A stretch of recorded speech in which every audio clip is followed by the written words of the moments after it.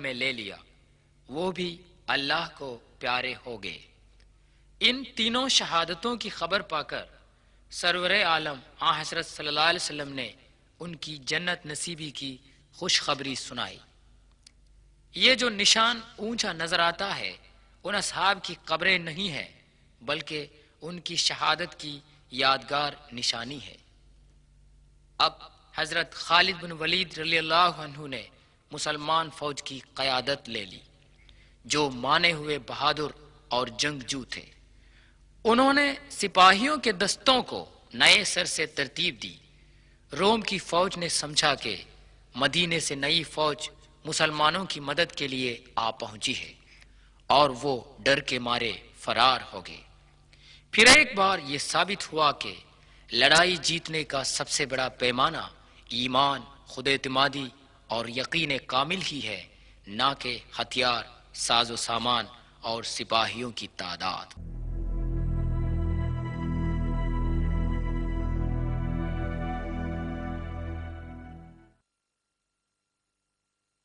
فتح مکہ۔ حضرت صلی اللہ علیہ وسلم ہزاروں مسلمانوں کو ساتھ لے کر کسی کو خبر دینے کے بنا ریگستان سے مدینے کی طرف روانہ ہو گئے۔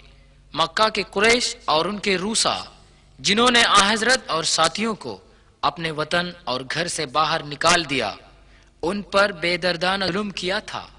جب مجبوری کی حالت میں حضرت سے مغلوب ہو گئے تو آپ نے ان کو معافی دی، اپنے مذہب اور عقیدے کے مطابق جینے کی انہیں آزادی دی۔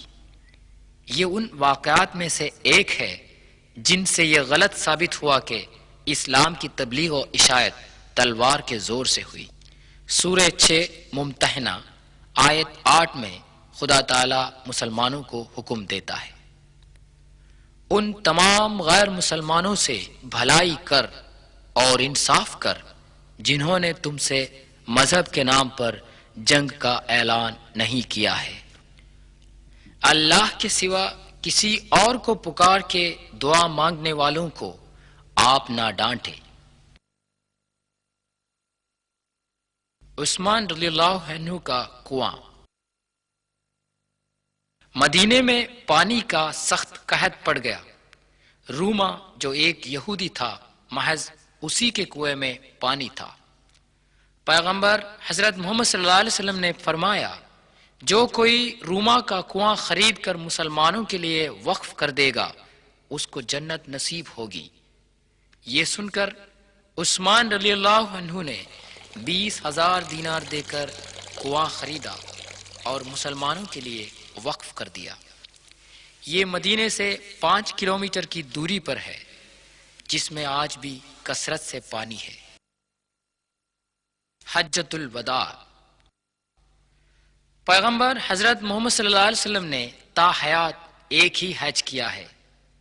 حضور صلی اللہ علیہ وسلم نے حج پر جانے کا اعلان کیا۔ ملک عرب کے کونے کونے میں یہ اعلان گونج اٹھا۔ دیہات، شہر، وادیاں اور ریگستان کے لوگوں نے اس کا خیر مقدم کیا۔ لوگ مدینے کی طرف بہنے لگے۔ اپنی موت سے تقریباً 3 مہینے پہلے 633 عیسوی میں 1 لاکھ صحابہ کے ساتھ مکے کی طرف روانہ ہو گئے۔ مینا میں حضرت صلی اللہ علیہ وسلم نے اس جگہ پر خیمہ ڈالا تھا جہاں آج مسجد الخیف واقع ہے۔ یہ عرفے کی وہ مسجد ہے جس کو مسجد النمرہ کہتے ہیں۔ حضرت صلی اللہ علیہ وسلم نے 9 ذی الحج کو عرفے سے تاریخی خطبہ فرمایا تھا، اے لوگو میری باتوں کو غور سے سنو، یہ ہمیں معلوم نہیں کہ اس جگہ پر پھر کبھی ہم جمع ہو جائیں۔ اے لوگو آپ کی جان اور مال قیامت کے دن تک پاک رہے گا۔ آپ لوگوں کو عورتوں کا حق ادا کرنا چاہیے اور عورتیں آپ کا حق ادا کریں۔ پہننے کے لیے لباس اور ان کے لیے روٹی مہیا کریں، ان سے رحم دلی سے پیش آئے۔ وہ آپ کے رفیق حیات اور آپ ان کے سہارے ہیں۔ کلام الہی کے نام سے ان کو آپ کے لیے زوج کے طور پر جائز کیا گیا ہے۔ اے لوگو، میری باتوں پر غور فرمائے، میں آپ لوگوں میں ایک بہت بڑی بات کو چھوڑ کر جاتا ہوں، جب تک آپ لوگ اس پر عمل کریں گے گمراہ نہیں ہو جائیں گے۔ یہ ہے خدا کا کلام اور اس کے رسول کی سنت۔ میرے مالک، میرے آقا، تو نے مجھ پر جو ذمہ داری سونپی تھی میں نے وہ پہنچا دیا ہے نا؟ تمام لوگ ایک ہی آواز میں بول اٹھے، یا رسول اللہ، ہم گواہ ہیں۔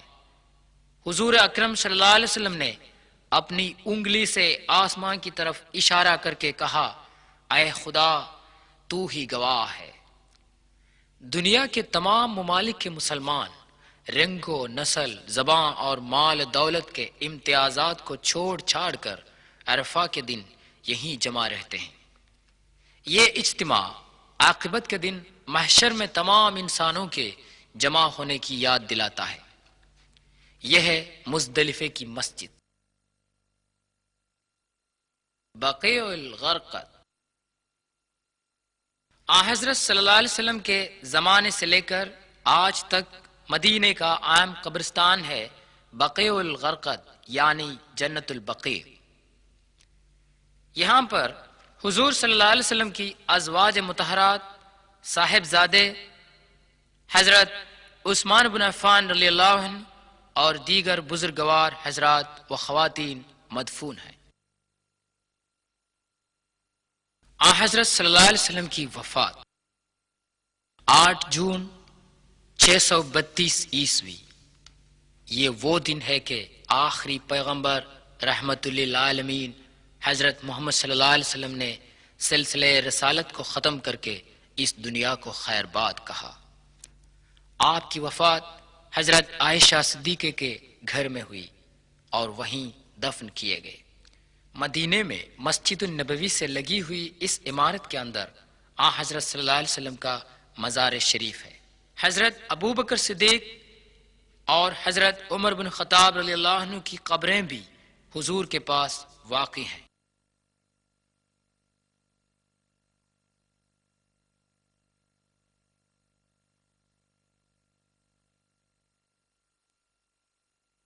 قدیم عرب میں جہاں تہذیب و تمدن کی روشنی کی کرن تک نہیں پہنچی تھی، 570 عیسوی کے 1 اپریل میں عبداللہ اور آمینہ کا صاحبزادہ ہو کر شہر مکے میں محمد کی پیدائش ہوئی۔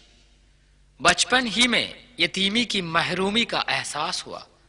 مکتبوں، کالجوں اور یونیورسٹیوں میں تعلیم حاصل کرنے کا موقع میسر نہ ہوا، یہاں تک کہ پڑھنا لکھنا سیکھنے کا موقع بھی نہ ملا تھا۔ ایسے ماحول میں پلے بڑے محمد کو دشمن بھی الامین مانتے تھے۔ انہوں نے اپنی 40 برس کی عمر تک لوگوں کو کوئی عجیب بات نہ سنائی۔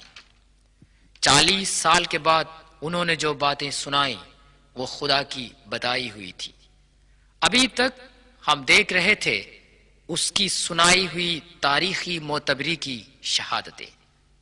قرآن مجید وہ کلام ہے جو گھر کی رسوئی سے لے کر بین الاقوامی سطح تک انسانی زندگی کی تمام سطحوں کی رہنمائی کرتا ہے۔ توجہ فرمائے، خدا جل جلالہ واحد اور تمام دنیا کا رکھوالا ہے۔ یہوہ، اللہ، پرمیشور، مختلف ناموں میں مشہور یہ وہی خدا ہے۔ اسی خدا کی عبادت کر، بغیر کسی وسیلے کے خدا سے دعا کر۔ وہ مخلوق نہیں ہے، تمام مخلوقات کا خالق ہے۔ اسی حقیقت کو ہزاروں سالوں سے آدم سے لے کر یشوع، موسیٰ اور محمد تک سارے پیغمبران اعلان کرتے آئے ہیں۔ عارضی لذت کے شیدائی انسانوں کے لیے خدا کے پیغمبر تاکید دیتے ہیں، احتیاط رکھ کہ موت کے بعد ایک زندگی ہے، قیامت کے بعد تو پھر سے زندہ کیا جائے گا اور تیرے اعمال کا حساب لیا جائے گا۔ بھلائی کے بدلے میں جنت اور برائی کے بدلے میں جہنم ہمارا انتظار کر رہے ہیں۔ یہ حقیقت ہے۔ پڑھ، قرآن شریف تمام الہامی کتابوں کی اتمام و تکمیل ہے۔ جو حضرت محمد صلی اللہ علیہ وسلم کے لیے نازل ہوا اور رہتی دنیا تک اس میں کوئی تبدیل و تفریق نہیں ہو سکتی۔ یہی ایک ذریعہ ہے جس سے اس دنیا میں امن و امان اور آخرت میں جنت جاوداں حاصل ہو سکتی ہے۔ اے پروردگار عالم، دونوں جہاں میں ہمیں کامیابی و کامرانی کی توفیق عطا فرمائے، آمین۔